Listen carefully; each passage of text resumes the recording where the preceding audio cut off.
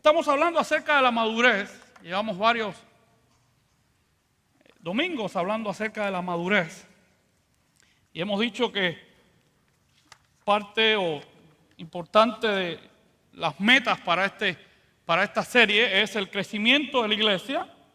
Dice ahí en Efesios capítulo 4, para la edificación del cuerpo de Cristo, o sea, para que la iglesia crezca, madure, se edifique, ¿verdad? Y también dice para llegar a la estatura de la plenitud de Cristo. Nosotros como cristianos, si usted se llama cristiano, si usted ha recibido a Cristo como su Señor y Salvador, la meta es Jesús, es ser como Él. ¿Que vamos a llegar ahí? No. Nunca vamos a ser 100% igual a Jesús, pero la meta es copiar a Jesucristo.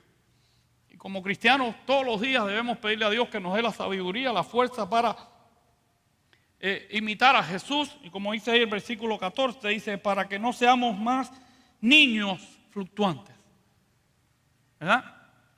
Para que podamos madurar y crecer y enfrentarnos a cosas diferentes y a cosas mayores y poder responder con sabiduría a las cosas de este mundo, familiares, económicas, emocionales, la que sean, que están invadiendo tu vida. Las podemos responder acorde a lo que el deseo de Dios es, acorde a la voluntad de Dios. Dice ahí la palabra de Dios que la madurez es para los que por el uso tienen los sentidos ejercitados en el discernimiento o en la comprensión del bien y del mal. El uso ejercitado quiere decir algo que se hace constantemente, algo que usted hace todos los días, algo que usted constantemente está buscando cómo decidir entre el bien y el mal basado en la sabiduría de Dios. Eso es una persona madura. En los últimos 2 domingos hemos estado hablando de las características de una iglesia madura. Primero hablamos de las características de un esposo o de un hombre maduro. Después hablamos de las características de una mujer o una esposa madura. Y después hemos estado hablando de las características de una iglesia madura, ¿verdad? El domingo pasado hablamos de que una iglesia madura se sacrifica, se entrega. Es una iglesia que es capaz en Cristo Jesús, en el Señor, ir mucho más allá de nuestros propios medios, de nuestras propias capacidades y pedirle al Señor que nos use de forma extraordinaria. Es una iglesia que es capaz de decir, no, estamos aquí para sacrificarnos, siguiendo el ejemplo de nuestro Señor Jesucristo, de cómo se sacrificó por nosotros. Hoy vamos a hablar de la segunda característica de una iglesia madura, ¿verdad? ¿Qué otra característica es importante en una iglesia para que alcance madurez? Y es una iglesia que practica el Evangelio. El Evangelio no es simplemente algo que aprendemos o algo que disfrutamos o algo que nos enseña. El Evangelio es aplicable en todos los aspectos de nuestra vida. El Evangelio no es simplemente una teoría. El Evangelio es la práctica de todos los días. Me quedó como si fuera una poesía eso. No es solamente una teoría, sino es la práctica de todos los días. No es algo que aprendemos teóricamente, no es algo en que vamos a meditar 1 hora por domingo, no es algo que simplemente nos acordamos en los momentos difíciles, no es algo que aplicamos en toda situación, en todo momento. El Evangelio no es solamente para la salvación eterna, es para tu vida diaria. Jesús no solamente le dijo a sus discípulos, un día regresaré, un día estarán conmigo en el paraíso, un día vamos a estar en el reino de los cielos, sino le dijo, estaré con ustedes todos los días hasta el fin del mundo. Lo que quiere decir que Jesús no solamente es Salvador por la eternidad, Jesús es Salvador para todos los días de nuestras vidas. Jesús no solamente te salva y te dice, bueno, te veo en el cielo, arréglatela como puedas. No. Jesús dice, sí, yo soy tu Salvador por la eternidad, pero yo voy a estar contigo todos los días hasta el fin del mundo. Y por eso el Evangelio, nuestra relación con Jesús, no es simplemente por la eternidad, no es una esperanza eterna solamente, sino también es una esperanza de todos los días. El apóstol Pablo escribe, dice, miserable de nosotros, fíjense esta expresión, miserable de nosotros si confiáramos en Jesús solamente para vida eterna. Hay cristianos que no aprovechan su relación con Jesús todos los días. Y por eso es importante que la iglesia entienda que el evangelio es algo para practicar todos los días. Santiago escribe en su carta, en el capítulo 1, versículo 27, dice, la religión pura y sin mácula, sin mancha, delante de Dios el Padre es esta: visitar a los huérfanos y a las viudas en sus tribulaciones y guardarse sin mancha del mundo. Santiago nos dice que la religión no es simplemente algo que usted aprende, algo que lo ayuda a escapar de la condenación eterna, sino es algo que nos lleva, que nos mueve o que nos debería mover a actuar. En este caso él menciona la situación que tenía la iglesia con las viudas y los huérfanos. Recuerden que el domingo pasado le hablé que había muchos cristianos que habían perdido al hombre de la casa porque habían sido condenados o asesinados por culpa de que creían en el evangelio. Cuestión que se está repitiendo hoy en día. Tenemos muchos hermanos nuestros en parte de este mundo que han perdido sus vidas por profesar, creer en Cristo Jesús. Entonces la iglesia tenía muchas viudas y muchos huérfanos, y en aquella época una mujer sola era prácticamente destinada a la pobreza y a la miseria. Entonces Santiago le dice a la iglesia, no solamente la religión es un asunto, después vamos a hablar un poco más de esto, de aprender, hay que hacer. Esta es la verdadera religión, el ayudar a los necesitados, el poner lo que creemos en acción. Entonces lo primero que debemos saber es que el evangelio es activo, no es pasivo.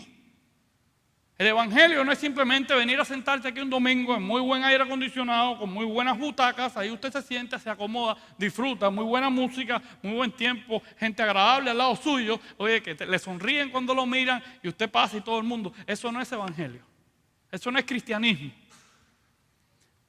El evangelio es acción, es hacer.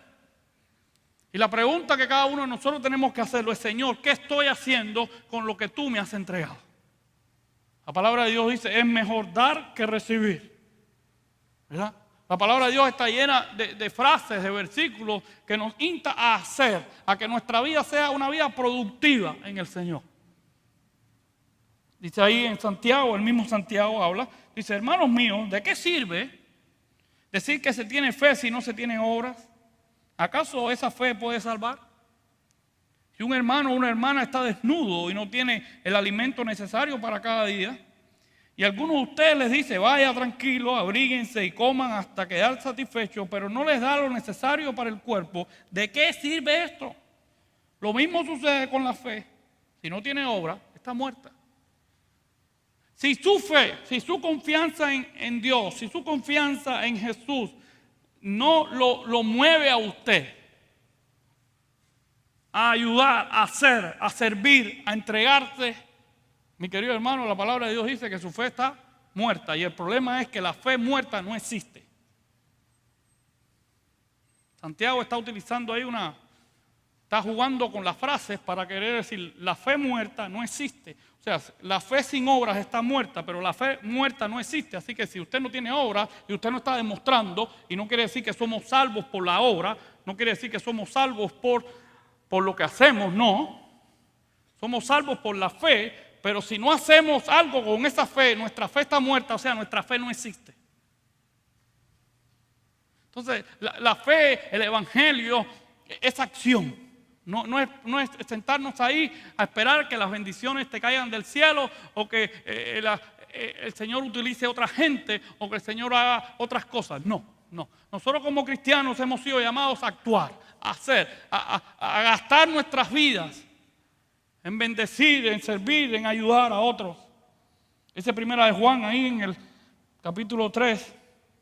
Y en esto hemos conocido el amor, en que Él puso su vida por nosotros. También nosotros debemos poner nuestras vidas por los hermanos.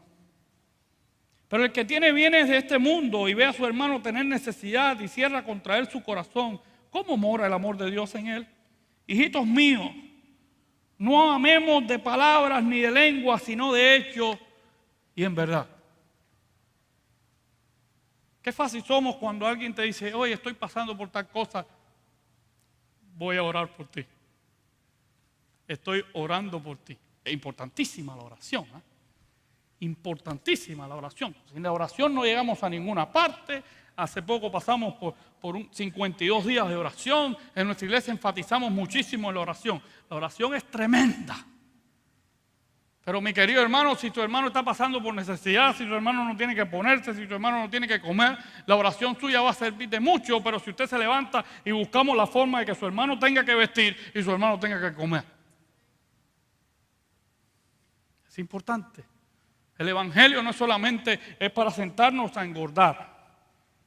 No. El evangelio, el Señor nos bendice para bendecir. Jesús quiere bendecir a esta comunidad. Jesús quiere bendecir a tu vecino. Jesús quiere bendecir a tu compañero de trabajo. Jesús quiere bendecir a nuestras amistades. Jesús quiere bendecir a los que están alrededor nuestro. Al que está en pecado, al que está en necesidad. Lo quiere hacer a través de nosotros. Nosotros somos las manos y los pies de Jesucristo. Es simple, mi querido hermano. Es muy importante que nos demos cuenta qué estoy haciendo por otros. ¿Qué estoy haciendo? Incluso la palabra de Dios nos llama a bendecir a nuestros enemigos. A la gente que nos desprecia, a la gente que no nos quiere, a la gente que nos ha hecho mal. Debemos hacer para bendecir. Dice la palabra de Dios que debemos responder con el bien contra el mal, que cuando alguien nos haga mal, nosotros debemos hacer el bien. El cristianismo es hacer, es dedicarnos, es gastar lo que tenemos, nuestro tiempo, nuestros talentos, nuestros esfuerzos, nuestros recursos, nuestra tranquilidad, nuestro confort. El cristianismo no es simplemente voy a disfrutar y voy a estar aquí, no me pidas más nada porque si me sacan de aquí ya no, el cristianismo no me conviene. No. Ahí dice 1 Juan que Él puso su vida por nosotros. Jesús no solamente se paró en el trono de Dios y dijo, yo los quiero mucho, yo los amo mucho. Bueno, nos vemos cuando nos vemos. No. Jesús vino, habitó entre nosotros, pasó hambre, necesidad, persecución, tentación, angustia, dolor, latigazo, la cruz. Jesús fue el primero que hizo. Y nosotros como iglesia, una iglesia madura es una iglesia que constantemente está buscando qué puedo hacer por ser utilizado por Dios para su gloria. El cristianismo no es pasivo, es activo. Nosotros como iglesia tenemos que pedirle sabiduría a Dios para que nos permita actuar. Muchas veces la iglesia nos sentamos y esperamos que las cosas sucedan y entonces vamos a actuar. Entonces lo que hacemos es reaccionar, no actuar. Dios nos llamó a la acción, no a la reacción. No estamos aquí para sentarnos para que esta escuela se pudra en la inmoralidad y esta comunidad se pierda y entonces vamos a ver qué hacemos. No podemos esperar a que el problema nos llegue. La iglesia tiene que estar activa, la iglesia tiene que estar al frente, la iglesia tiene que estar pidiéndole a Dios momentos, oportunidades para hacer, para bendecir. No es simplemente sentarnos a esperar que las cosas caigan del cielo. No. Siempre he repetido esto, mi querido hermano. Los vagos nunca son buenos cristianos. Y las iglesias vagas tampoco. Usted revisa la palabra de Dios y Dios cada vez que llamó a alguien a servirle estaba haciendo algo, estaba ocupado en algo, estaban trabajando en algo, estaban haciendo algo. Incluso muchos estaban haciendo las cosas mal hechas, pero estaban haciéndolas, como el apóstol Pablo. El apóstol Pablo estaba persiguiendo a la iglesia, estaba poniendo a la gente en la cárcel, estaba aprobando que mataran a los cristianos, pero Pablo no estaba sentado en su casa viendo televisión ahí, el canal de los deportes, echándose fresco. No. Todos estaban haciendo algo. Cuando llamó a sus discípulos estaban pescando, cuando llamó al otro estaba recogiendo los impuestos. Cuando llamó a Samuel, estaba trabajando en el templo. Cuando llamó a Eliseo, estaba arando la tierra. Cuando llamó a David, estaba cuidando las ovejas. Dios siempre ha llamado a los hombres ocupados para ocuparte más. Pero para ocuparte en el reino de los cielos. ¿Ten la seguridad de eso? Dios siempre tiene trabajo para hacer. Siempre. Dios no es lo que vamos a tomar un break ahora y voy a dejar que no hagas nada. No. Jesús dijo, mi Padre trabaja y yo trabajo. Y Él es el Rey de Reyes y Señor de Señores. No importa en la época de tu vida donde estás, no importa por donde estás pasando, en cada momento, en cada situación, Dios tiene un propósito para tu vida, porque Dios es un Dios de propósitos. Dios, todo lo que ha creado en este mundo, todo lo que Dios ha creado en este mundo, tiene un propósito. Todo. Entonces, cada momento de nuestra vida, Dios tiene un propósito para ella. Lo segundo es que una iglesia conectada con Dios busca impactar a su comunidad. Una iglesia entiende que no estamos aquí por nosotros. Dice la palabra de Dios que en el reino de los cielos hay más gozo por un pecador que se arrepiente que por 99 justos. Jesús muestra una parábola diciendo que había un pastor que tenía 100 ovejas y una de esas ovejas está afuera, se descarrió, está perdida. Y dice que el pastor deja las 99 en un lugar y sale a buscar a la que está perdida y la busca y la encuentra y la trae y hace todo lo posible por traerla. La Biblia está llena de ejemplos que tú y yo somos importantes para Dios, que tú y yo somos hijos adoptados para Dios, que tú y yo tenemos la bendición preciosa de tener una relación personal diaria con el Señor, que Dios nos ama entrañablemente, pero tú y yo hemos pasado a un segundo plano, porque tú y yo estamos aquí para ser instrumentos del Señor, para bendecir a los que no tienen a Cristo y para buscar a los que no tienen a Cristo Jesús. La iglesia que no entiende eso, no entiende lo que es ser iglesia de Cristo. Tú y yo no estamos aquí para nuestro confort, tú y yo no estamos aquí para nuestra comodidad. Tú y yo no estamos aquí para que hoy voy a la iglesia a llenarme. Sí, cada vez que venimos aquí nos llenamos, cada vez que venimos aquí tenemos buena experiencia. Adorar al Señor es una experiencia extraordinaria, nos hace muy bien, el compañerismo nos hace muy bien, es tremendo. Pero mi querido hermano, la iglesia que no se da cuenta que lo más importante es la persona que entra por esa puerta que no conoce a Cristo Jesús, es la iglesia que no ha entendido la mente de Jesús. Déjame hablarte de una palabra muy importante. Santiago dice, la religión pura y sin mácula. En el versículo 25 de ese mismo capítulo habla también de los que somos religiosos. Tristemente, la palabra religión en los últimos años ha tomado una connotación un poco errónea. He escuchado a muchas personas decir, yo no soy religioso, yo soy cristiano. Ok.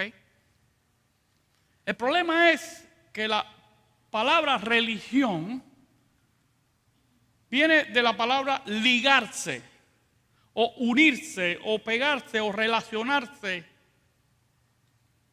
La palabra religión es el sinónimo de conectarnos con Dios, de reconectarnos con Dios. El problema es que cuando digo yo no soy religioso, lo que estoy diciendo es yo no estoy conectado con Dios. La palabra religión no es una palabra bíblica, no se menciona en el Antiguo Testamento, se menciona unas 10 veces en el Nuevo Testamento y la persona que más la menciona es Santiago. Pero el concepto que tenían de la palabra religión era el método, la manera, la forma de ligarse con Dios. Y en el caso nuestro es me ligo con Dios para que la imagen de Dios sea reflejada en mí. Dios se refleja en mí. Dios me utiliza como su instrumento. Tristemente, hemos convertido la palabra religión en una lista de reglas, de estatutos, de cuestiones que no tienen absolutamente nada que ver con Dios. Y por eso hay mucha gente que desprecia la palabra religión. Y cuando hablamos del término de religión en cuanto a reglas, estatutos, normas, comportamientos, estas cosas, nada de eso te lleva a Dios. Nada de eso. Usted no necesita tener un traje y corbata para relacionarse con Dios, aunque usted puede estar relacionado con Dios con un traje y corbata, que con un pullover, que con lo que usted quiera ponerse. La relación con Dios no tiene que ver nada con lo que usted se ponga o con lo que usted se vista. Usted puede relacionarse con Dios con un traje y corbata, se puede relacionar con Dios con un jean y un pullover. No hay ninguna parte en la Biblia donde diga que usted tiene que vestirse con una guayabera azul para tener relación con Dios. No. Esas son religiones. O que usted tiene que leer la Biblia todos los domingos a las 5 de la mañana o todos los días a las 5 de la mañana y tiene que leerla por 15 minutos y después usted tiene que orar por 7 minutos y medio y después usted tiene que ayunar 3 veces a la semana. Eso es religión. ¿Entiende? O que usted tiene que pertenecer a cierta denominación y usted tiene que hacer ciertas cosas y cuando usted hace esas cosas es que usted tiene una relación con Dios. No. La relación con Dios es entregarle tu corazón, tu alma, tu voluntad a Cristo Jesús todos los días. Y hay veces que estás orando a las 5 de la mañana, hay veces que estás orando a las 3, hay veces que estás orando a las 2, hay veces que estás orando a las 10, a las 11, a las 3 de la tarde, hay veces que estás orando el día entero. Porque es una relación con Dios. Usted no llama a su esposa todos los días a las 8 de la mañana y le dice, ahora nos toca hablar por 5 minutos. Ve contando ahí. ¿Y usted habla con su esposa 5 minutos? No. No, si no funciona.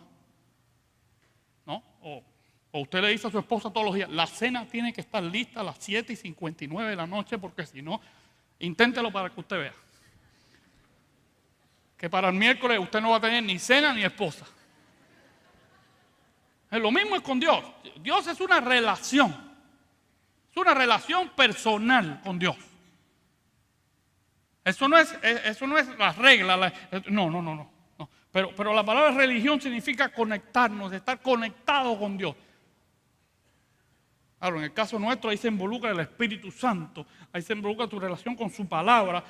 Lo que tenemos que saber es que para estar relacionado con Dios tiene que haber obediencia, tiene que haber lectura de su palabra, tiene que haber humildad, tiene que haber entrega, tiene que haber disposición. Es todo eso. El asunto es cuando decimos que eso tiene que ser de 8 de la mañana a 8:10 o de 9 de la mañana a 10:11. No.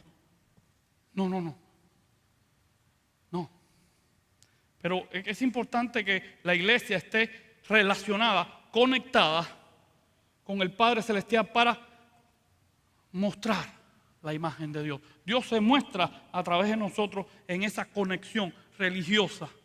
Por eso Santiago habla de la verdadera religión. No tenga miedo de utilizar palabras cuando lo utilizamos de forma correcta y con el significado correcto. Pero una iglesia conectada con Dios es una iglesia que sabe que a Dios le duele el corazón pensando en los que están lejos de Él. Una iglesia conectada con el Señor sabe que tenemos la responsabilidad que Dios nos ha puesto en esta comunidad para conectarnos, para tratar lo más posible de mostrarles a ellos el amor y el plan de salvación de Cristo Jesús. El domingo que viene vamos a hablar un poquito acerca de esto. Dice ahí en Proverbios 3:28, no digas a tu prójimo, anda y vuelve y mañana te daré, cuando tienes contigo que darle. Querido hermano, la iglesia debería tener que darle a la comunidad. Y estoy hablando de que debería tener que darle desde el punto de vista espiritual. Usted puede tener la seguridad plena, no importa lo que el ser humano tenga materialmente, no importa su posición social, no importa dónde esté parado en esta sociedad, si no tiene a Cristo en su corazón, está vacío espiritualmente. Nada puede llenar el corazón de un ser humano a no ser Cristo Jesús. Usted puede tener la seguridad de eso. No importa su compañero de trabajo, no importa su jefe, no importa su familia, no importa quién sea. Si no tiene a Cristo Jesús, está vacío. Aunque muestre lo contrario, aunque enseñe lo contrario, aunque exprese lo contrario. Nosotros debemos tener eso en cuenta. Cualquier persona que usted se encuentra allá afuera que no tiene a Cristo Jesús, tiene un vacío y tiene una necesidad. Y nosotros hemos sido puestos, en nuestro caso, en esta comunidad para tratar de alcanzar a esa comunidad. Dice la palabra de Dios que si tenemos, no podemos negarle lo que tenemos. Debemos pedirle a Dios que nos dé la capacidad, el deseo, la fidelidad. Señor, abre una oportunidad, danos la oportunidad de podernos conectar, de podernos comunicar, de poder llenar, de poderles mostrar el amor de Cristo Jesús. Ustedes saben bien que hace unos meses atrás pasamos por el proceso de ir por una audiencia pública para pedir permiso para la construcción de un edificio en un terreno que tenemos aquí al lado de la escuela. La gran mayoría de ustedes conoce que ahí hubo varios vecinos que se opusieron al proyecto. Y algunos de ellos se opusieron con mucho, de nuevo, con mucho énfasis. Cuando terminamos esa reunión que fue pospuesta, ustedes saben después la historia, yo me reuní con ellos. Yo fui ahí y les pedí, por favor, permítame conversar con ustedes, permítame hablar con ustedes. Yo les dije, yo no puedo pelear con los que quiero servir. Yo no puedo disgustarme con los que quiero servir. Yo estoy aquí para servirles, yo quiero aquí para demostrarles el amor de Cristo. Ustedes saben que muchos de esos vecinos que fueron a la primera reunión y pelearon, nunca regresaron. No regresaron a ponerse en la segunda reunión donde para la gloria de Dios nos dieron la aprobación de todo lo que pedimos. De todo, no es de todo lo que pedimos. Y que Dios se manifestó ahí de forma extraordinaria. Y cuando ellos estaban mudándose y cada vez que uno se mudaba había un grupo de nuestra iglesia que iba ahí con una cesta llena de caramelos y de cookies y de quesos y de chorizos y le llevábamos una cesta para darle la bienvenida a nuestro vecindario. No puedo fajarme con los que quiero servir. Estamos aquí porque somos sus siervos. Somos sus siervos. Nosotros, la iglesia de Cristo Jesús, debemos ser siervos de esa comunidad. Y debemos decirle a esa comunidad, estamos aquí para servirle en el nombre de Cristo Jesús. Por eso es tan importante que una iglesia conectada con Dios sea un lugar de bendición. No es un secreto para nadie, mis queridos hermanos. No es un secreto para muchos de ustedes que hay personas que hoy están fuera de la iglesia y fuera de los caminos de Dios porque han sido maltratados, han sido usados, han sido estropeados en iglesias. Eso no es un secreto para nadie. Eso no es un secreto para nadie que hay muchas personas allá afuera que mencionarle la palabra iglesia es casi mencionarle al diablo. ¿Ok? Pero la iglesia debe ser un lugar de bendición. El apóstol Pablo escribe ahí en el libro de Hebreos hablando de Jesús, de la imagen de Jesús, comparándola con Moisés. Y utiliza una frase que es digna de resaltar. Ahí en el versículo 4 del capítulo 3 de Hebreos dice, porque todas cosas es hecha por alguien, pero el que hizo todas las cosas es Dios. Dice el versículo 5, como siervo, Moisés fue fiel en toda la casa de Dios para dar testimonio de lo que iba a decir. Cristo, en cambio, como hijo es fiel sobre su casa, que somos nosotros, si mantenemos la confianza firme hasta el fin y nos gloriamos en la esperanza. La palabra de Dios dice que Cristo es fiel sobre su casa, pero dice que nosotros somos su casa. O sea, la casa de Cristo Jesús no es un edificio, La casa de Cristo Jesús no son las paredes, no es el aire acondicionado. Nosotros somos su casa. Tú eres la casa de Cristo.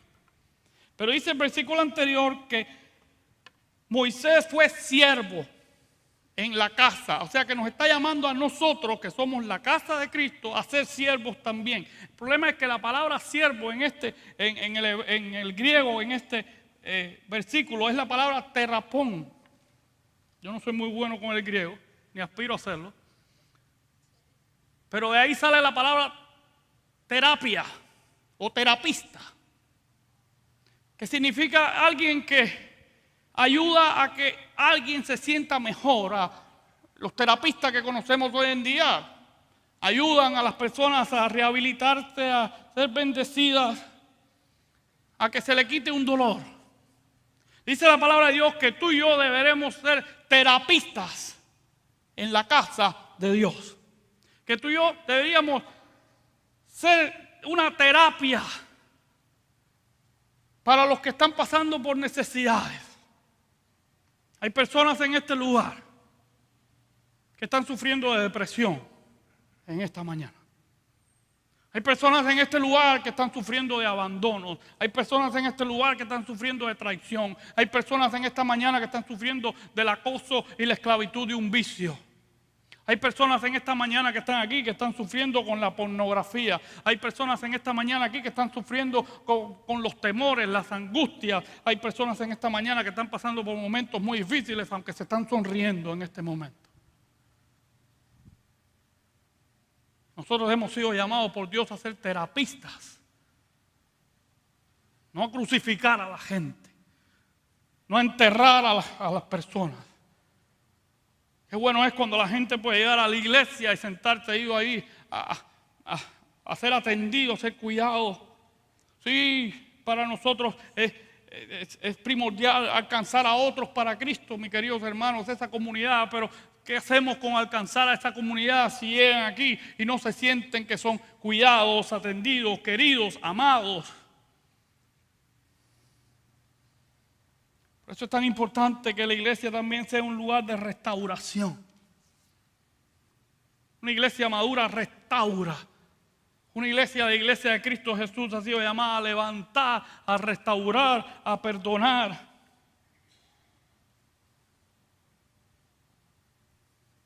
Alguien dijo una vez, el ejército cristiano es el único que entierra a sus heridos.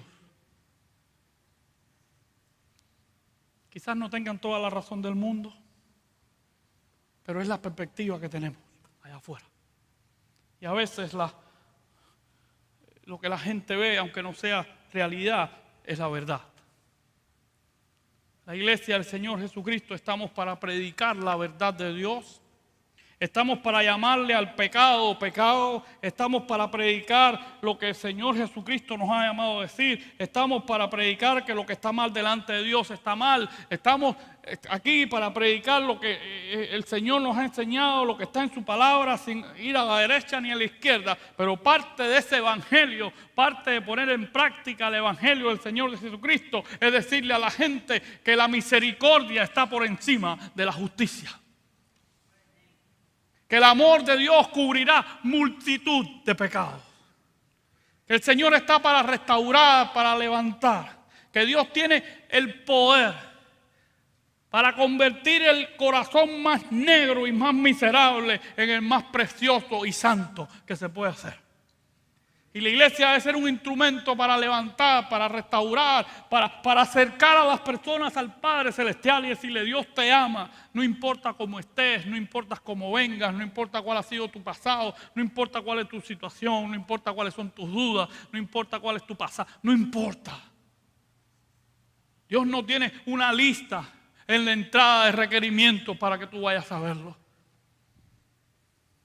Dios no tiene una lista, no, si no tienes este tamaño, si no pesas tanto, si el nivel de grasa en tu cuerpo no es así, no puedes entrar. No. Jesús dijo: venid a mí todos los que estáis trabajados y cansados, y yo los haré descansar. La iglesia debe ser el lugar donde este mundo sepa que quizás no compartimos su estilo de vida, que no estamos de acuerdo en la forma en que están llevando su vida. Pero que el amor, la misericordia y la gracia de Dios siempre está disponible para cualquier pecador que se arrepienta.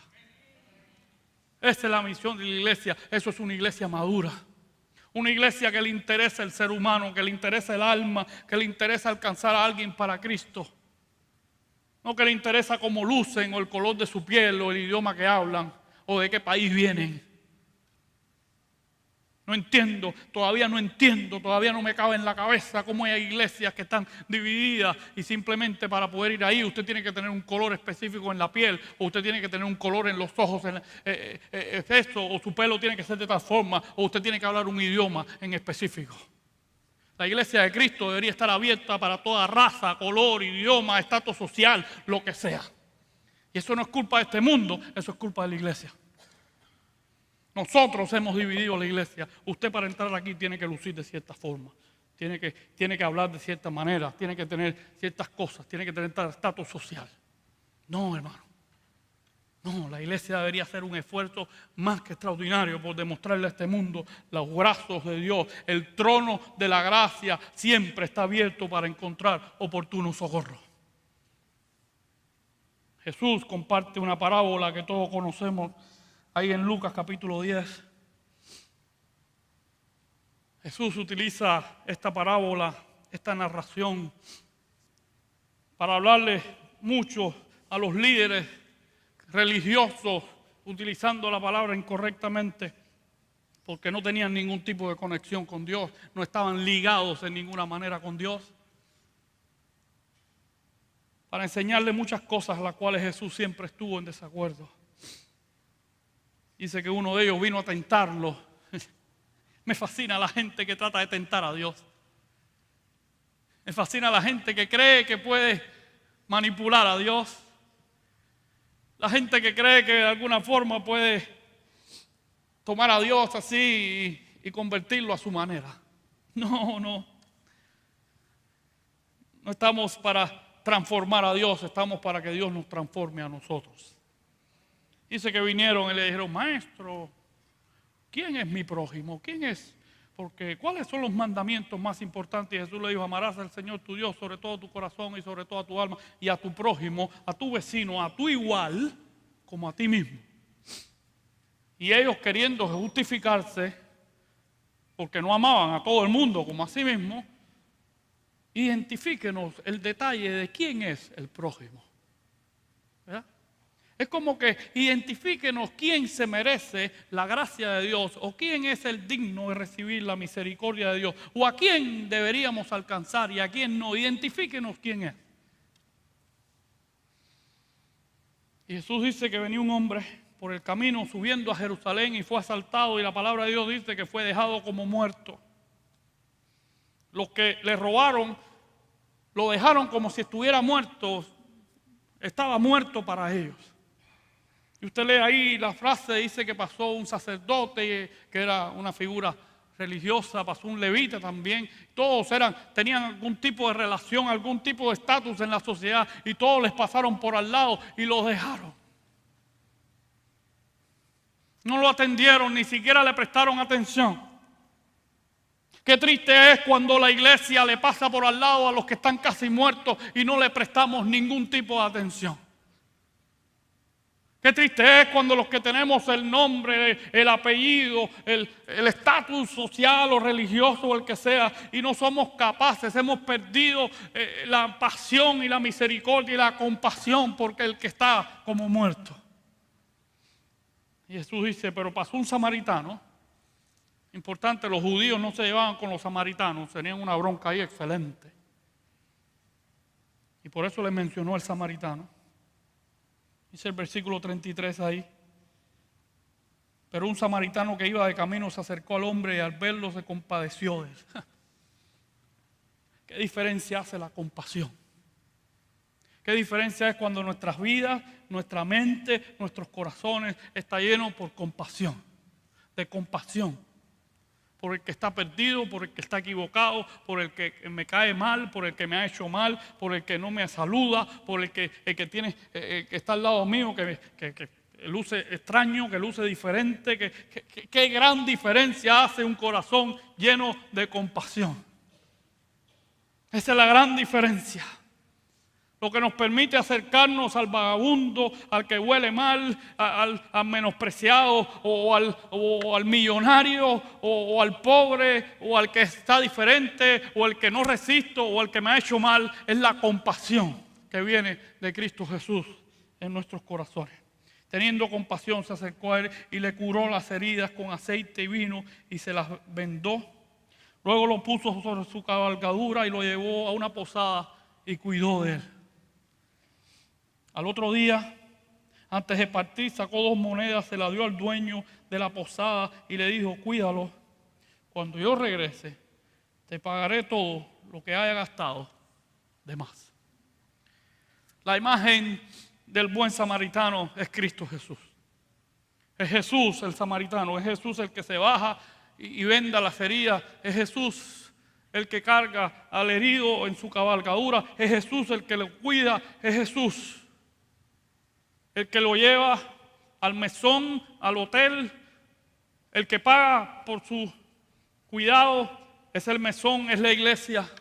Es el lugar donde Jesús trae a los heridos, es el lugar donde Jesús trae y paga porque lo cuidemos, porque lo atendemos. Es Jesús el que un día va a regresar y le va a pedir cuenta a la iglesia de qué hicimos con los heridos.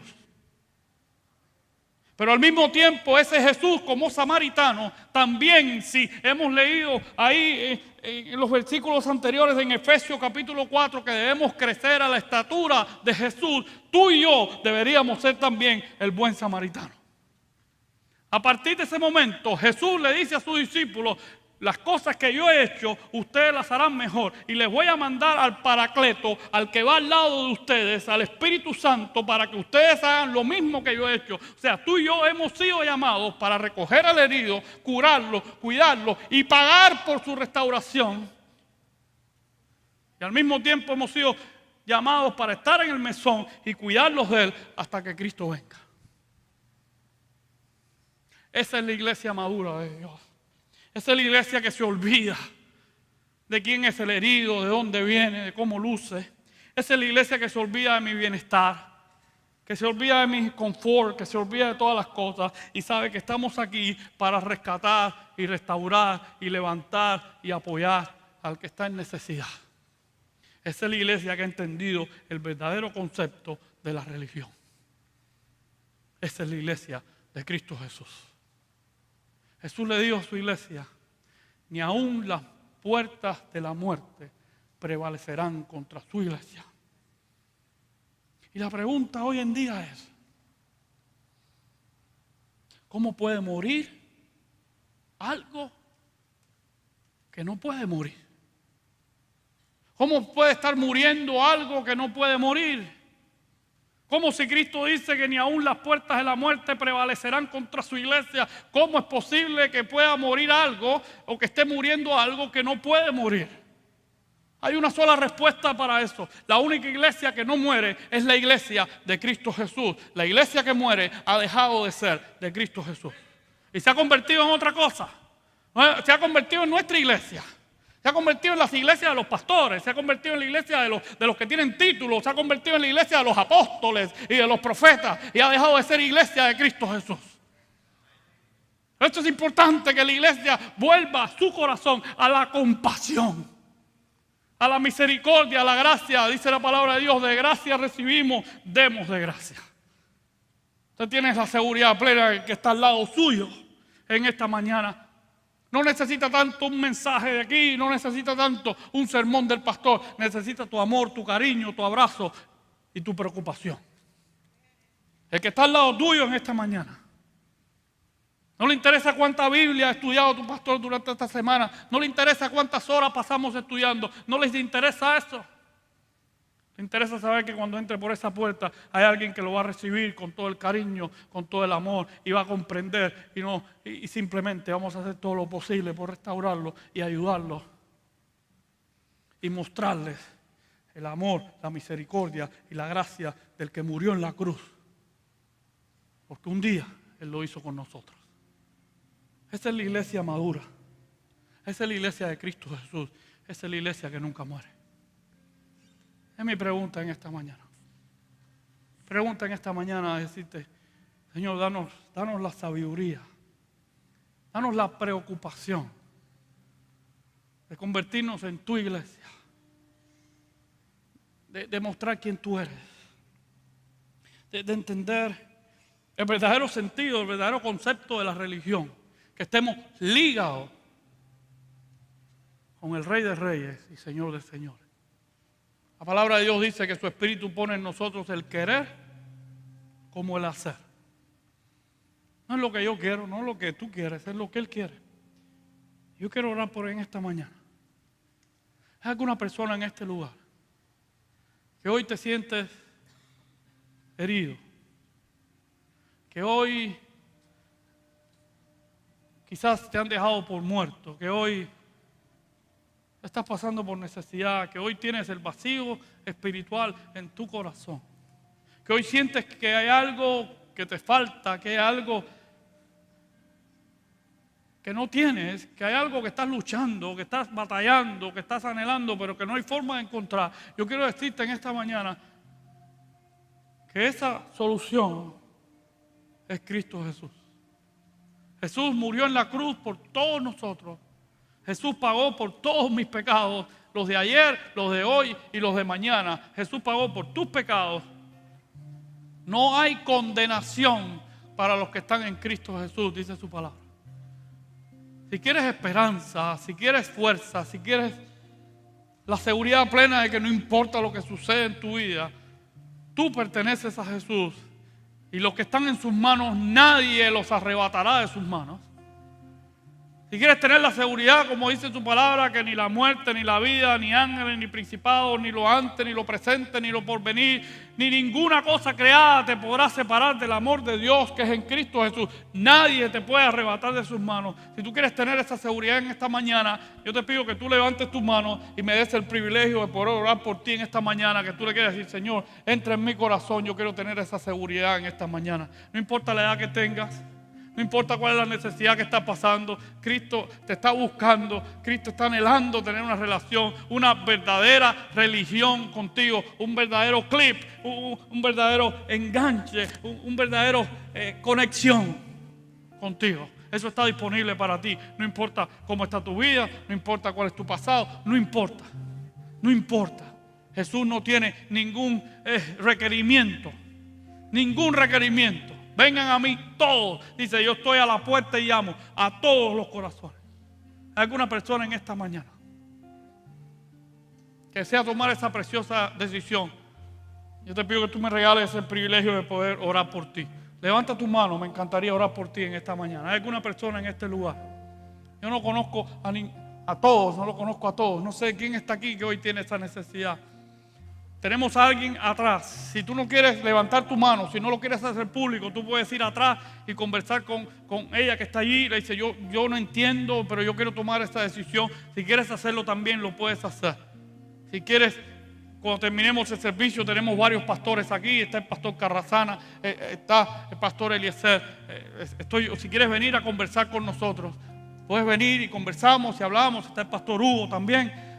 Puedes venir, cualquiera de nuestras esposas, puedes hablar con ella. Si tienes necesidad de tener esa conversión, esa relación personal con Cristo. Pero yo quiero pedirte en esta mañana a ti como iglesia. Le pidamos a Dios la oportunidad de ser una iglesia que practica el Evangelio. Te pido que en esta semana, con tu grupo familiar, en esta semana con tu familia, con tus hijos, en este próximo tiempo, estamos a punto, en una semana estaremos celebrando la resurrección, estaremos celebrando Semana Santa. Que tú pongas en oración y en tu corazón el compromiso, Señor, yo quiero mostrar tu evangelio. Yo quiero mostrar tu compasión, yo quiero mostrar quién tú eres. Señor, yo quiero mostrar verdaderamente quién es Cristo Jesús en mi vida, hoy y durante esta semana. Y durante toda mi vida, permíteme no olvidar que yo soy tus manos y tus pies en esta comunidad.